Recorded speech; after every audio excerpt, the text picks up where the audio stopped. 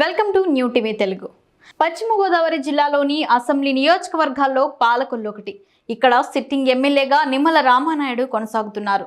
2019 ఎన్నికల్లో వైసీపీ దెబ్బకు టీడీపీ వెలవెల్లాడిపోయింది. కానీ కొన్ని నియోజకవర్గాల్లో టీడీపీ విజయం సాధించగలిగింది. అలాంటి నియోజకవర్గాల్లో పాలకొల్లు ఒకటి. మరి ఈసారి అధికార ప్రతిపక్షాల మధ్య హోరాహోరీ నెలకొంది. మరి ఇప్పుడు పాలకొల్లు రిజల్ట్ ఎలా ఉంటుందన్నది ఆసక్తికరంగా మారింది. రాష్ట్రమంతటా ఒకెత్తు, పాలకొల్లు ఒకెత్తు. ఇక్కడ తెలుగుదేశం అభ్యర్థి నిమ్మల రామానాయుడు విజయంపై విపక్ష వైసీపీ అభ్యర్థికి కూడా ఎలాంటి అనుమానం లేదు. నిమ్మల పాలకొల్లు నుంచి 2014-19 ఎన్నికల్లో విజయం సాధించారు. ఇప్పుడు కూడా విజయం సాధించి హ్యాట్రిక్ కొట్టడం ఖాయమని నియోజకవర్గంలో మెజారిటీ ప్రజలు అభిప్రాయపడుతున్నారు. వాస్తవానికి ఇక్కడ వైసీపీ అభ్యర్థిగా పోటీ చేసిన గూడాల శ్రీహరిరావు పెద్దగా ప్రచారం కూడా చేయలేదు. ఎలాగూ ఓటమి ఖాయమన్న భావనతో డబ్బులు కూడా ఖర్చు పెట్టలేదని వైసీపీ శ్రేణులే చెబుతున్నాయి. వాస్తవానికి గూడాల శ్రీహరిరావు ఆక్వా వ్యాపారంలో భాగాన్ని సంపాదించారు. అయినా కూడా ఎటు ఓటమి తప్పదు కనుక ఖర్చు ఎందుకు అనుకున్నారో ఏమో ప్రచారం కూడా సరిగా నిర్వహించలేదు. దీంతో పాలకొల్లులో వైసీపీ పోటీ నామకే వాస్తే చందాగానే ఉందని పార్టీ శ్రేణులే అభిప్రాయపడుతున్నారు. నిజానికి పాలకొల్లులో నిమ్మల రామానాయుడికి ప్రజాభిమానం మెండుగా ఉంది. ప్రజలలో మమేకమై వారి కష్ట సుఖాలలో పాలు పంచుకునే నిమ్మల రామానాయుడు జగన్ హవా నడిచిన 2014 ఎన్నికల్లో 18,000 పైచిలుకు ఓట్ల మెజార్టీతో విజయం సాధించారు.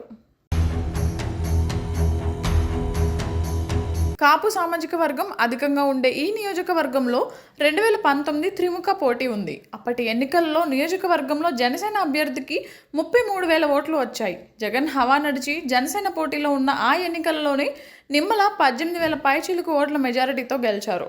ఇప్పుడు జగన్ ప్రభుత్వంపై తీవ్ర ప్రజా వ్యతిరేకతకు తోడు తెలుగుదేశం కూటమిలో జనసేన కూడా భాగస్వామ్య పార్టీ కావడంతో ఈసారి నిమ్మల మెజారిటీ భారీగా పెరగడం ఖాయమని అంటున్నారు. హ్యాట్రిక్ గెలుపుతో నిమ్మల ఈసారి చంద్రబాబు క్యాబినెట్లో బెర్త్ సంపాదించడం కూడా ఖాయమని తెలుగుదేశం వర్గీయులు విశ్వాసం వ్యక్తం చేస్తున్నారు. వైసీపీ తరపున పాలకొల్లు అసెంబ్లీ అభ్యర్థి గూడాల శ్రీహరి గోపాలరావు తొలిసారి ఎన్నికల బరిలో పోటీ చేశారు. ఫస్ట్ టైం పోటీ చేసినా కానీ పార్టీ కోసం చాలా కష్టపడ్డాడు. మరి సిట్టింగ్ ఎమ్మెల్యే నిమ్మలకి గట్టి పోటీ ఇస్తాడా అనే ఉత్కంఠ సర్వత్రా ఆసక్తి రేపుతున్న విషయం. 2014-19 సంవత్సరంలో పాలకొల్లులో ఓడిపోయిన వైసీపీ ఈసారి టీడీపీ ముఖ్య నేత కాపు సామాజిక వర్గానికి చెందిన రామానాయుడికి పోటీగా శెట్టి బలిజ సామాజిక వర్గానికి చెందిన గోపిని బరిలోకి దింపింది. దానికి ఓ కారణం ఉంది. ఎందుకంటే పాలకొల్లు నియోజకవర్గంలో 35,000 శెట్టి బలిజ సామాజిక వర్గానికి చెందిన ఓటర్లు ఉన్నారు. వారిని ఆకట్టుకోవడానికి వారి సామాజిక వర్గానికి చెందిన గోపిని జగన్ బరిలోకి దింపారు. దీంతో గోపికి భారీ ఓట్లు పడే ఛాన్స్ ఉందని తెలుస్తోంది.